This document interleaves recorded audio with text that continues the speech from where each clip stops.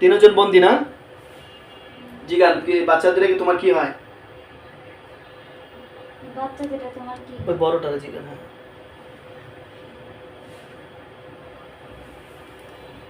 ওই দুইটা সন্তান। তাহলে আমার পিছে তুমি কেন? জিগান আমার পিছে তুমি কেন বলে? আমার পিছে তুমি কেন আমার এই ক্ষতিগুলা করলা? ক্ষতি তো করে না। কয় কোন যে আমার তো শরীরে যে জ্বালা যন্ত্রণা হয়, আমার পিঠে ব্যথা হয়, বলেন বুকে চাপ অনুভূতি হয়, এই ক্ষতিগুলো কেন করলা?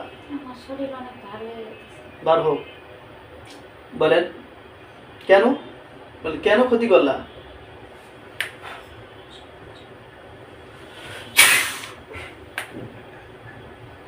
বলেন তুমি আমার শরীরে জ্বালা পোড়া হয়, এটি কেন করো? এগুলা কেন করো?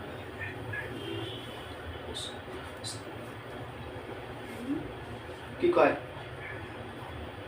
আমি তো তোমার সাথে যেতে পারি। নিয়ে যেতে চাই। শোনো, তোমার কি স্ত্রী নাই? তোমার স্ত্রী নাই না। হ্যাঁ তাহলে সন্তান পেলা কই? স্ত্রী নাই, সন্তান, স্ত্রী মারা গেছে, সন্তান। তাহলে তোমাদের ভিতরে একজনে বিয়ে করে নাও। বলেন নিবে না, আমি ওই বাসায় গেছি। তাহলে আমার তো স্বামী আছে, আমার তো স্বামী আছে।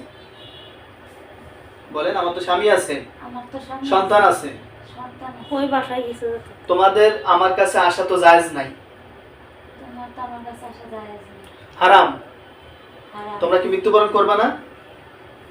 তোমরা কি মৃত্যুবরণ করবে না? আল্লাহর কাছে হিসাব দিতে হইব না? আল্লাহর কাছে হিসাব দিতে হবে। নবীজির সাথে জান্নাতে যাইতে চাও? নবীজির সাথে জান্নাতে যেতে চাও?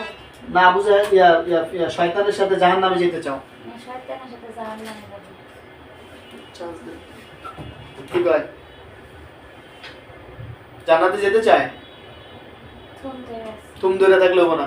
এই যে রমজান মাস, রোজার মাস, কি রোজা রাখবা কি না জিগান? রোজা রাখবা।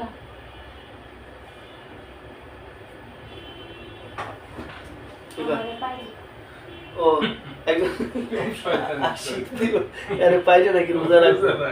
আচ্ছা, আর আমি ওদের যে জায়গাটাতে আমি যদি মেরে ফেলি তো হুজুর তোমাদেরকে মেরে ফেলবে, তোমার 2 সন্তান সব মেরে ফেলবে এবং তোমার সন্তানদেরকেও বন্দী করে দিবে। বিপদ না কোন? কারণ আমি আমার স্বামী আছে, কোন আমার স্বামী আছে, আমার সন্তান আছে, আমার নামাজ কালাম আছে, আমার আখিরাত আছে। সেই প্রস্তুতি না নিতে পারলে আমি সারাদিন তোমাদের অত্যাচারে জ্বালা যন্ত্রণায় আর আমি অভিশাপ দিতে থাকবো, মৃত্যুর পরে তোমরা দোজখে যাও। হ্যাঁ, আর আমিও ইমান আমল বানাইতে পারবো না, এ নিয়ে আমি থাকতে চাই না। আমার কথা শুনতেছে সম্ভবত, ঠিক আছে, শুনতেছে যে আমি এগুলা পারবো না। ফলে আমার যদি স্বামী না থাকতো, আমি যদি একেবারেই অবিবাহিত থাকতাম, তাহলে তোমার এনে একটু চিন্তা করতাম, কিন্তু এখন কোনো চিন্তার কোনো রাস্তাই নেই, শরীয়তে জায়েজই করে নাই। এখন কি তুমি জোর জুলুম করবা কি করবা না? জিগান জোর করবা? তুমি কি জোর করবা? তুমি তো একাই থাকো। মানে আপনি একা থাকেন? এটা কয় কি আপনার স্বামী আপনার থাকে না? আসে 12টায়। আচ্ছা, আমার কথা একা না, আমি তো একজনের বৈধ স্ত্রী। বলেন আমি তো একজনের বৈধ স্ত্রী। সম্মানিত, এই জিনারে ভালোবাসবো, রোজা রাখবো যদি মেয়েরে পায়, এই মেয়েরে যদি বিয়ে করতে পারে, তুমি বিয়ে করবা? জিগান তো বিয়ে করবা আমারে? হ্যাঁ, বিয়ে করবো ভাই। বিয়ে করতে পারলে নাকি হ্যাঁ রোজার নামাজ এগুলা করবে? হিন্দু না মুসলিম? জিগান তো হাসে। তোমাদেরকে তাদের সমস্ত শক্তি নষ্ট করা।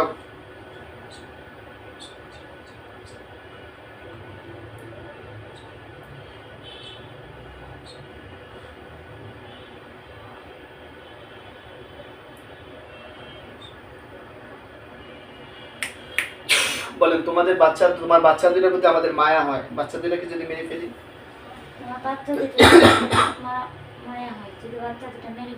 বাচ্চারা তো নিষ্পাপ, তোমাদের অপরাধের কারণে তারাও মারা পড়বে। এরপরে যারা আইব হেরাই মারা পড়বে।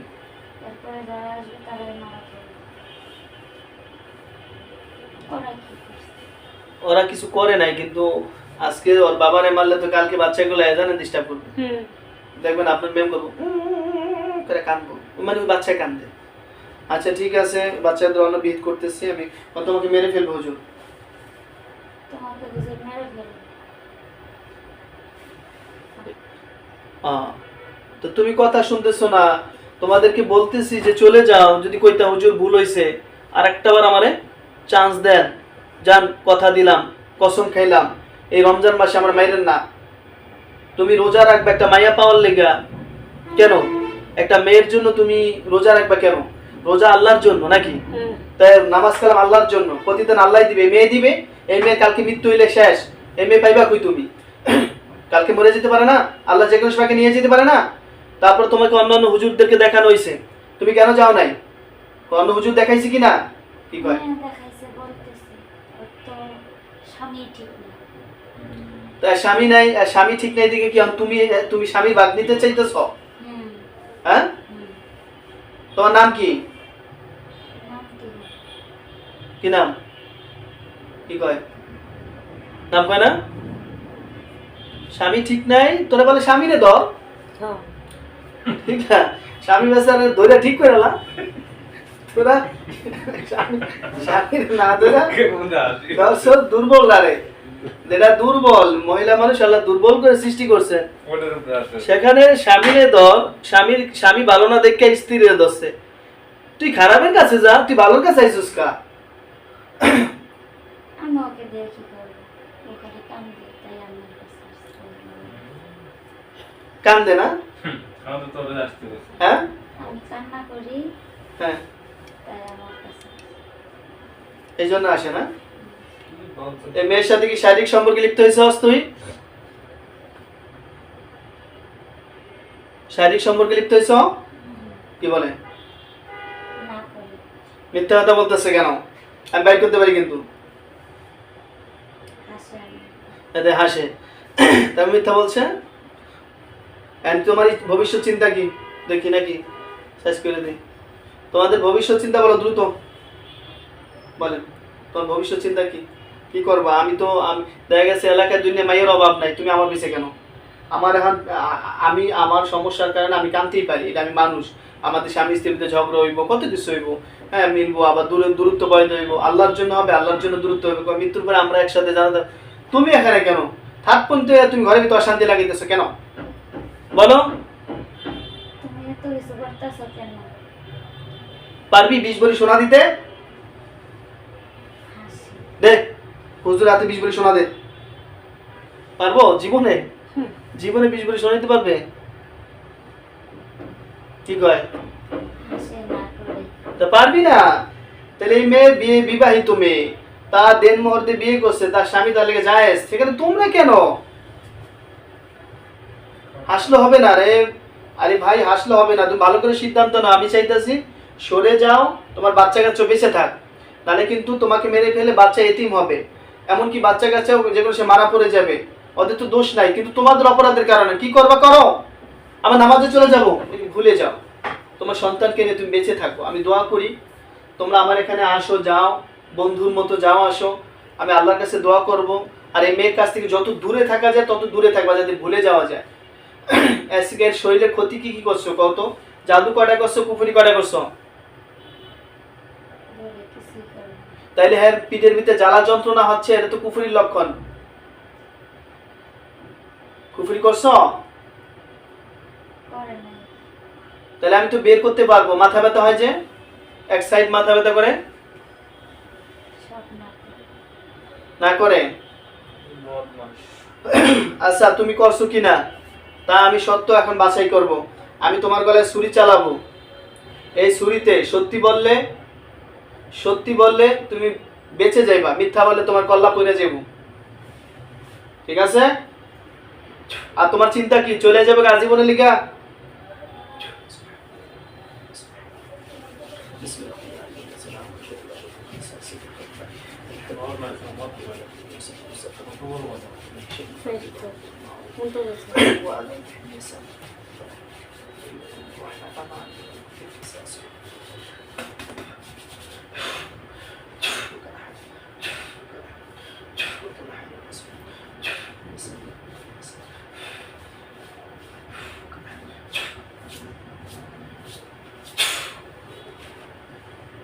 দেখেন ওর গলায় একটা ছুরি গেছে, দেখছেন?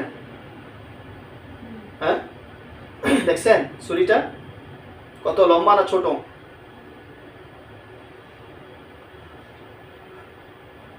লম্বা না ছোট ছুরিটা? লম্বা। এই মুহূর্তে যদি ও মিথ্যা বলে, ঠিক আছে, আর ও যদি সামনে ভবিষ্যতে ডিস্টার্ব করে এরকম পরিকল্পনা থাকে, ওকে জবাই করা হোক আল্লাহর হুকুমে। আর যদি কোনো ক্ষতি করে থাকে জবাই হয়ে যাবে ইনশাআল্লাহ, ঠিক আছে?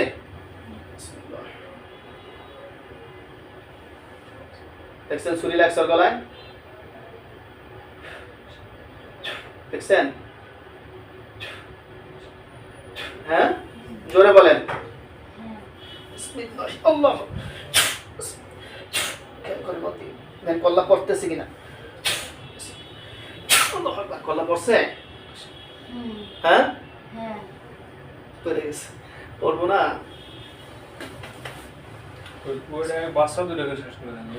আল্লাহ বলবে কিন্তু মাসুম তো বলছেন,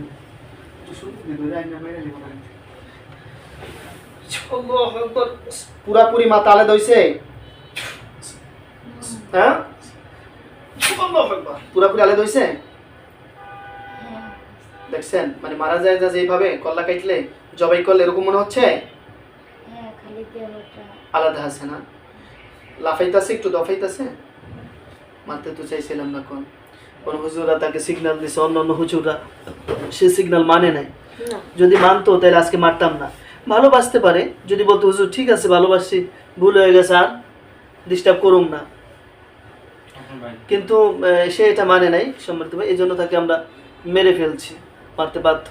আসলে খুবই মায়া লাগতেছিল জিনটার জন্য, যে এর বাচ্চা আছে দুইটা, সংসারও, বউ মারা গেছে, আরেকটা বিয়ে করালো। হ্যাঁ, বউ মরে গেছে, হে আইসে মানুষের কাছে, হে নামাজ রোজা করবো তা এই মায়ের লেগে। আর মেয়ে বাচ্চা দুটা কি করে? বাচ্চা দুটা কাঁদতেছে না? আচ্ছা, এই বাচ্চা দুটো কি ওখানে হুজুর আসবে, আমাদের হুজুরে বাচ্চা দুটাকে নিয়ে যাবে। হ্যাঁ, আচ্ছা আমি ডাকতেছি। আব্দুল্লাহ, ইয়াকুব, হুজুর আপনারা দুইজন একটু দ্রুত আসেন তো।